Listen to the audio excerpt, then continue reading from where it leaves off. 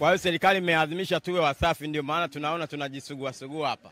Safi. Bwana, mimi nishapiga zangu sanitizer na kimbizana na hali ya hewa huko juu. Mambo sivyo. Mchungaji, naomba nianze nalo hili. Bwana, gazeti la Nipashe ukurasa wa mbele kabisa limeandikwa, bwana, Ndugai aibuka kivingine alia na gharama za kumuona daktari. Ndugai anasemaje? Haiwezekani kwenye hospitali hizi za umma kumuona daktari shilingi 10,000, inakuaje? Spika wa zamani wa bunge na mbunge wa Kongwa Job Ndugai ameshauri serikali kuangalia upya utaratibu uliopo sasa hivi katika hospitali nyingi za umma kuwa ni lazima mgonjwa kutoa shilingi 10,000 kwa ajili ya kumuona daktari. Bwana mzee mwenzangu, unasemaje? Tunashukuru kwanza. Nafikiri kwenye kiti hicho baada ya kutoka ndiye anashtuka. Hiyo tokea miaka iliyopita hiyo hela tunaona madaktari kwa pesa. Kwa hiyo yeye ilitakiwa aboresha akiwa kwenye kiti, kwa sababu alikuwa ni spika ya bunge. Hivi vitu havijaanza leo. Tokea spika ya bunge ilitakiwa aviongelee.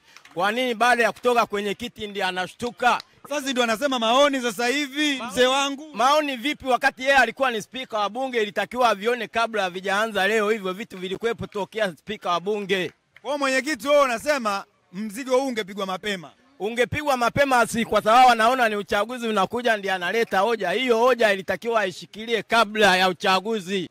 Sisi tumeshashtuka. Bwana, ni maoni ya mwenyekiti, naona wadau wanampigia makofi. Mzee mwenzangu unasemaje? Asante sana ndugu mtangazaji. Ni kweli kwamba hospitali za umma nazo zilikuwa ukienda pale kipindi kulikuwa hakuna sababu ya kumuona daktari, kwa hata kama yuko pale unaenda unamkuta kwenye hospitali binafsi ambapo kule ni ghali zaidi ya hiyo shilingi 10,000. Kwa mfano kumuona daktari labda wa masuala ya delegation hospitali binafsi sio chini ya 100,000. Kwa hiyo serikali imekwenda mbali ikaona kwamba wapate hata kaposho tu shilingi 10,000, kwa sababu madaktari ni watu ambao wanafanya kazi kwenye mazingira ambayo sio ni magumu, na taaluma yao ni inahitajika kwa jamii kubwa. Kwa shilingi 10,000 kwenye dola anafikiri haifiki hata $4, ambapo kwa mchi kama zilizoendelea daktari kama huyo kule Botswana ni ghali sana. Kwa hiyo sisi kama Watanzania tujijengee maarifa ya kuwapenda wataalamu, ili hizi fani za madaktari wengi waone zinafaa, kwa sababu wakitoa huduma tu bila na wao wenyewe kupata chochote kitu, watu wengi wataikimbia hii taaluma ya udaktari. Kwa hiyo kwanza tunasema kwamba tunashukuru upande wa Wizara ya Afya kuwaruhusu madaktari wale wa mabingwa kuonana na watu wa kawaida hata kwa shilingi 10,000. Tunatakiwa tuendelee kuwapongeza, lakini sio kusema kwamba hiyo gharama ni kubwa, kwa sababu magonjwa haya bila kuwaona wataalamu wa kweli utameza dawa na hutapona.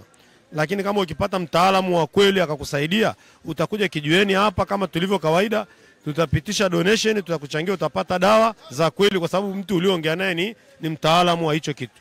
Asante sana. Na hiyo umenisaidia hapo bwana katibu. Bwana, mdau anasema hiyo shilingi 10,000 ni sawa kabisa, kwa sababu unatakiwa kuwaona wataalam mabingwa ili tupone. Hasa kusema tena bwana 10,000 si namna gani. Yeye anaona iko sawa bin sawia. Kamkataa mwenyekiti. Haya, sema ndugu yangu kabla ya mama. Nashukuru sana ndugu mtangazaji. Kwa majina anaitwa Agustino Paulo. Mimi kwanza nimpongeze Ndugai, amekiona hicho ingawa amechelewa kukisemea. Ilibidi kama anavyosema mwenyekiti angekisemea kipindi kile akiwa bado mbunge, pengine kingekuwa kina mantiki na watu wangemuelewa nini anasema. Lakini nizungumze kwamba swala la 10,000 watu tumetofautiana kuhusu hospitali. 10,000 kwa sisi tulioko Dar es Salaam tunaona sio kubwa, lakini kwa mtu wa kijijini kuja kumwambia 10,000 ili aweze kuitoa kumuona daktari ni kipengele kikubwa sana. Na sio 10,000 tu, serikali inakusanya mapato makubwa. Inasema inaleta madawa, inatengeneza barabara. Nafikiri kwenye eneo hilo la kumuona daktari kwa 10,000 wangelifuta kabisa kama anavyosema Ndugai. watu waende wapate tiba tena bila buguzi yoyote. Na sometimes unaweza kaambiwa sio hilo tu. Unakuta pale mlangoni anakuambia kwa wazee wa miaka 60 bure. Lakini hiyo bure hatuioni. Kwa hiyo kuna mambo mingi sana ya kuangalia katika haipo. Sisi tumeuguza wazee tunajua. Anakuambia kwa wazee ni bure, lakini sio bure. Ukiingia pale, wanakuambia wewe ni mzee, wewe unasema mzee bure, wewe kijana una nguvu unashinda kumsaidia babako. Kwa hiyo unabaki sasa unasema kwa kweli mngefuta hata maandishi hapo mlangoni. Asante sana. Bwana ukiangalia juu tayari shaanza kudondoka hiyo. Ndugu zangu tuhamie mtaa wa pili pale. Mambo yamekaa vizuri.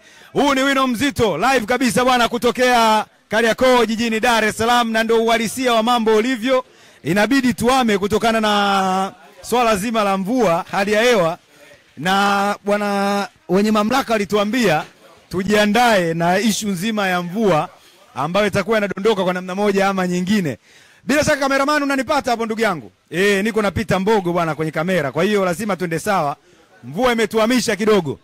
Tukombe radhi kwa wale ambao wanatufuatilia live YouTube. Kidogo utaona picha vipi, mbona kama kuna wakati ulikuwa unipati na nini, lakini mambo yako vizuri. Bwana mchungaji umeitaka maiki, lakini mama yangu pia ameitaka. Kila mtu anaitaka maiki. Sasa nianze na mwana mama hapa. Karibu. Labda kidogo nisimame naonekana. Mimi naunga mkono mwenyekiti wangu alivyoongea. Ni kweli mheshimiwa wetu amechelewa kugundua jambo mapema kwamba akiwa bungeni angelisemea. Lakini madam kalisemea saa hizi. Ni kweli matibabu ilikuwa bei ghali sana kwa watu wazima kama sisi. Kwa mfano ukienda Ocean Road tu ni shilingi 80,000 tena mwaka juzi ile. Hasa mtu mzima ameshastaafu kazi. Hana ajira, hana kitu gani. Kwenda kutibiwa kipimo ni shilingi 80,000. Hiyo serikali ingeiondoa na kuona wataalamu wao kwa shilingi 10,000 ingeondoa, manake hao ni watoto wetu, ni wakodi zetu, ni vijana wetu, kwa hiyo watuone bure. Na kwa wazee kuanzia miaka 50, baadhi ya vitu vingeondolewa. Matibabu Ocean Road ni bei ghali. Watu wanakufa na makansa hawaendi kupima. 80,000 tu uchunguzi peke yake, zaidi ya hapo. Kwa hiyo naomba serikali kae chini iliangalie hilo, namna ya kuondoa tozo za ajabu kama hizo. Lingine, kujifungua wanawake lingeondolewa kabisa, yani lisiwepo. Manake tuliambiwa kwamba tukazae, tukaongezeke, tukafiatue tu. Wanafiatua mpaka leo. Kwa hiyo watu yani iondolewe kabisa. Kusiwe si na hiki na hiki, viondoke kwenye matibabu kama hayo. Hiyo ndio ushauri wangu mimi. Sawa, kuna mwamba alitaka mchungaji afu tunakuja hapa. Asante ndugu mtangazaji, naitwa Sel Godfrey. Na nianze tu kwa kusema kwamba Ndugai ameongea hili na mimi nampongeza kuliongea kwa sababu amedhihirisha wazi jinsi ambavyo ana ufahamu mzuri, lakini alipokuwa ndani ya bunge ufahamu huo ni kama ulikuwa labda umehifadhiwa, saizi ndio anautumia. Angeweza kuliongelea akiwa ndani ya bunge, lakini ni mahali ambapo isingekuwa rahisi sana kwa sababu pengine alikuwa mnufaika wa mifumo hiyo. Kwa hiyo sasa anakuwa upande wetu, ndio anaona kuna maumivu huku katika zile gharama ndogo ndogo tunazotozwa. Sasa niseme kwamba swala la kumwona daktari na kutoa shilingi 10,000 kwanza ni jambo la fedhea na aibu kusema natoa shilingi 10,000 kwa ajili ya daktari. Daktari ni mtu ambaye yuko daraja la juu la elimu na ni mtu ambaye anahitajika sana katika taifa. Hii ni mifumo tu ambayo inadhihirisha wazi kwamba kuna mahala serikali inakwepa wajibu wake na kuwagaia raia visehemu vidogo vidogo vya kulipa. Kwa sababu daktari huyo analipwa mshahara. Kwa nini wasione basi kama kuna umuhimu wa kuongezwa 10,000 zitokazo kwa wananchi? Waongeze ule mshahara ufikie kiwango ambacho kinahitajika. Si paka kusema mgonjwa aje atoe shilingi 10,000. Hii unaumiza wananchi kwa sababu 10,000 mtu mwingine anaweza kukosa 10,000 ya kumuona daktari na ikampelekea hata kufariki au kukosa matibabu kabisa, au akatibiwa kiolela kwa sababu hana gharama hizo za kumuona daktari ili aweze kutibiwa kitaalamu. Kwa hiyo mimi nafikiri jambo hili serikali inaweza kuliangalia, japo limezungumzwa na mtu huyo ambaye sasa tayari wameshamtupa nje, lakini kwa umuhimu wake wangeliangalia. Kama 10,000 hizo zinatoka, wanapiga hesabu wanakuta labda daktari kwa siku wanapata 300,000 au 200,000 kutoka kwa wananchi, wapige hesabu wamuongezee kwa mwezi, wampe mshahara unaotosha. Alafu mfumo sasa wa kuchangia 10,000 kwa daktari, hata sisi tulishajadili hapa kijiweni kwamba ni mfumo usio sahihi. Mtu aliyeajiriwa na serikali alafu tunachanga tena shilingi 10,000 kumuona. Je, waajiriwa wengine nao wakisema wanataka shilingi 10,000 tutafika? Hatutafika. Asante sana. Asante sana ndugu mtangazaji. Kwa majina naitwa Uroki Ombeni AC. Asubuhi ya leo na furaha sana kuliko siku zote kwenye kipindi chetu cha magazeti, kwa sababu ya kumsikia ndugu yetu Job Ndugai kutoa kauli nzito na maana kama hiyo, kwa sababu Ndugai ni mtu alishakuaga adui wa maendeleo wa Tanzania, kwa sababu Ndugai yeye alikuwa anasema piga nje na mimi nipige ndani.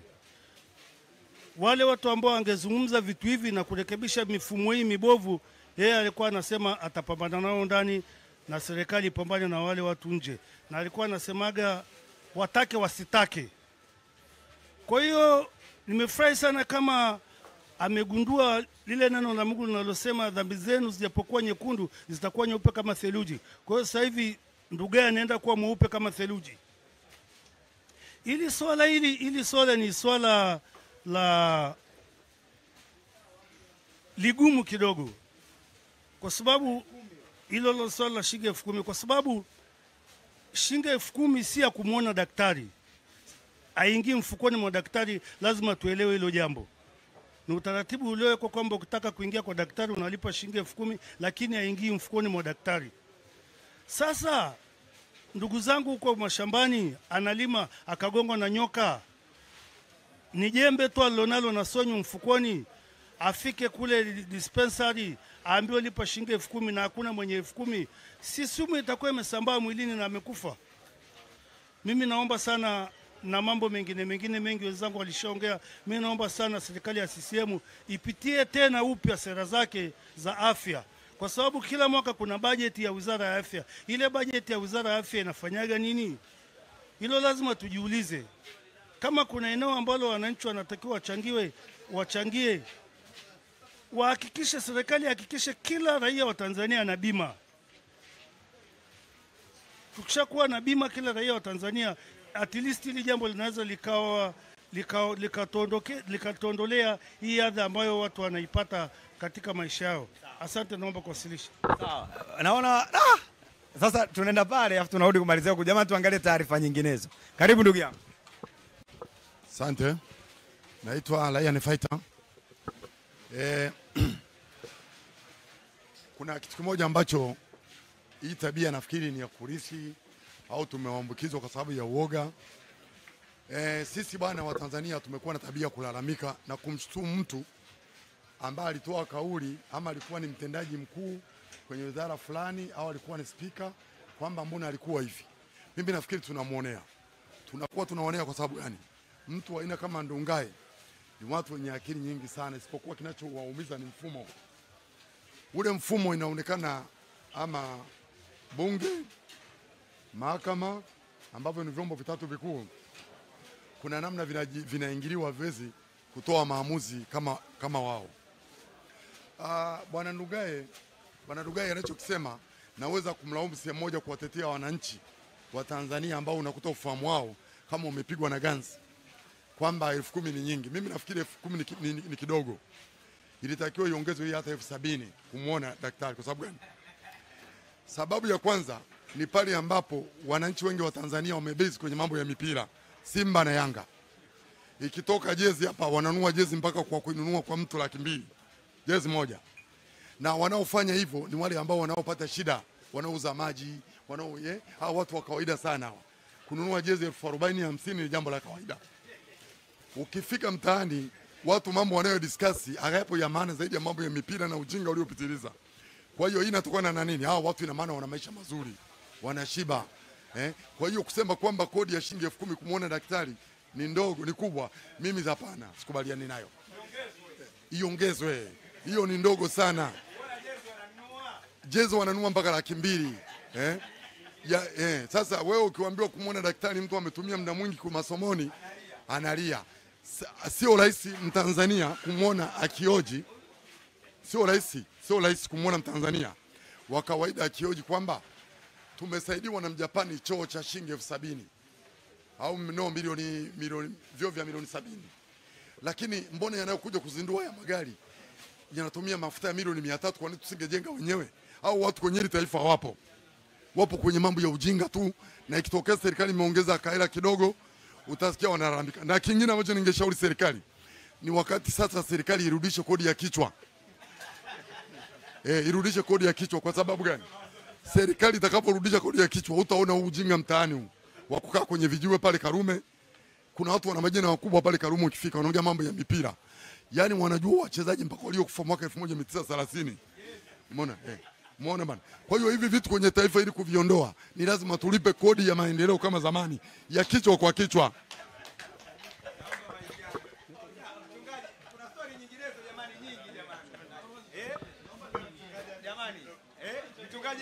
Mchungaji Kiduchu basi. Kiduchu. Asante sana mtangazaji, kwa sababu nimeona nisikae kimya kwenye eneo hili. Kuwakumbusha tu kwamba japo Ndugai ameongea neno hili ambalo ni nzuri kwa jamii, lakini huyu ni mnafiki. Maana kilichomtoa bungeni ni pamoja na kuona rais kwa nini anaenda kukopa sana, anapaswa aongeze tozo kwa wananchi wa Tanzania ili tukusanye huku ndani. Kwa hiyo leo tu anaona serikali inakusanya hizo 10,000 kwa ajili ya kumuona dokta, analalamika. Ni kama anakuwa ni kigeugeu. Sawa. Bwana, hayo bwana ni maoni yako mchungaji, kwa mtazamo wako na kile unachokiamini.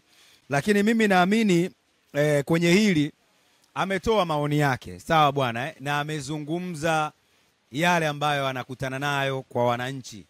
Naamini wabunge wanatuwakilisha sisi wananchi. Sasa wakati mwingine inawezekana moja ya kitu ambacho kimezungumzwa na wananchi wake ni hilo. Kwa hivyo pengine yeye kutoa maoni yake haikatazwi. Na maoni ya mchungaji abaki kwa mchungaji na maoni ya wadau wengine abaki kwa wengine. Ila ndugu yangu anaitwa Atanas Beni bwana, kuna wakati kama namsoma, kuna wakati simsomi. Yaani leo bwana, wakati wadau hapa wanazungumza hela ishushwe, anakuambia bwana iongezwe na kodi ya kichwa irudishwe. Kama mtu anaweza kununua jezi ya mpira 200,000, kwa nini alalamike kwenye kumuona daktari? Ni Beni. Sasa wadau, naomba, kuna story nyingi sana na muda unatukimbia, basi tuchangie kidogo kidogo, na yabaki kwa maoni yetu, tusiangalie kumwataki mtu binafsi. Pale tumalize hapa, tuendelee, stories ziko nyingi. Mpe ndugu yangu hapa tumalize. Saidi Kariakoo hapa.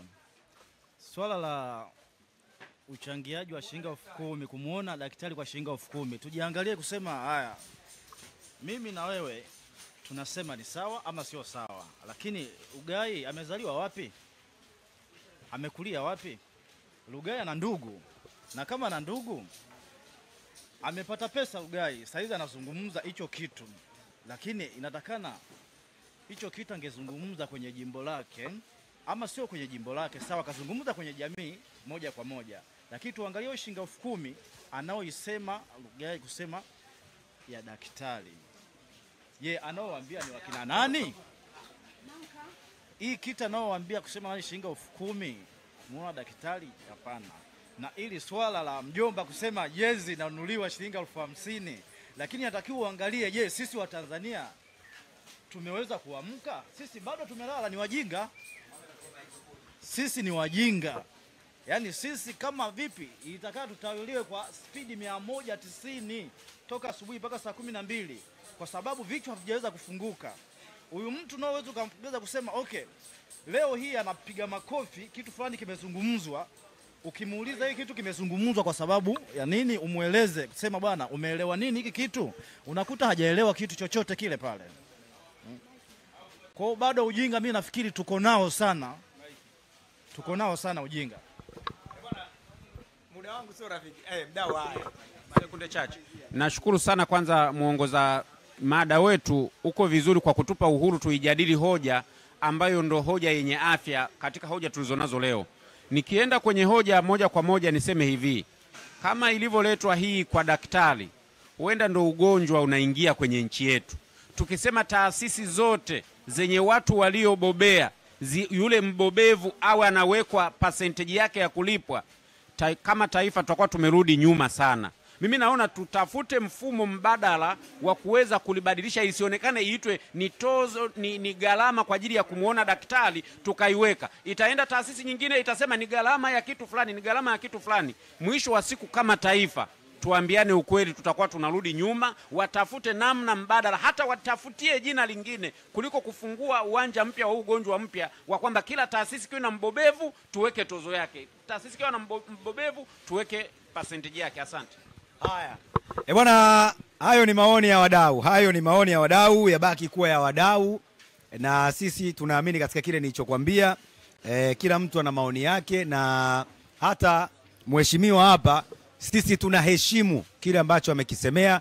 Nina imani ni ya wananchi, na hivyo wakati mwingine hata ukipita huko inaweza ikawa 50-50, huyu anasema hivi, huyu anasema hivi, kwa baki kuwa ni maoni yao. Bwana, gazeti la Nipashe ukurasa wa mbele limeandikwa pia, ukiachana na story hii ambayo tumeitazama, Ndugai aibuka kivingine aliye na gharama za kumuona daktari, limeandikwa bwana, kada Chadema aibuka kuwania urais akipinga no reforms. Bwana, kuna kada wa Chadema, huyu si mwingine ni bwana Romanus Mapunda. Huyu ni kada wa chama cha demokrasia na maendeleo Chadema, ameibuka hadharani na kusema yeye haungani na no reforms, hiyo no elections, lakini pia akisema yeye ndo anakwenda kugombea uraisi, akiweka hivyo. Na kada huyu bwana anasema bado haelewi kuhusiana na swala hilo. Asubuhi tulikuwa tunapiga story na mjomba, akawa anasema wakati mwingine unaweza ukashangaa kumbe wakati tunazungumza ama wakati inaaminika wote wako mstari hivi, kumbe kuna wengine hawako huko. Sasa kada wa chama cha demokrasia na maendeleo Chadema, Romanus Mapunda, ametangaza nia kugombea urais kupitia chama hicho katika uchaguzi mkuu utakaofanyika Oktoba mwaka huu. Na ukisoma zaidi akisema kwamba yeye bwana haungani na hiyo no reforms, no elections. Bwana mtumishi vipi? Kumbe bwana wakati watu wanaenda hivi, kuna wengine wanatoka kule wanakuja huku. Hii haiwezi kuwa kama sehemu ya kuonyesha sio wote wanaridhika na no reforms inayoendelea ndani ya chama cha demokrasia na maendeleo, pengine kwa kuchomoka kama hivi kada ambaye yuko ndani ya chama cha Chadema. Asante sana ndugu mtangazaji. Kwa majina naitwa Uroki Ombeni isi. Unajua kuna lugha ambayo mimi sipendagi kuitumia. Sipendagi kabisa kwamba msafara wa mamba kenge nao wamo. Si lugha nzuri, lakini kuna mahali inafika inabidi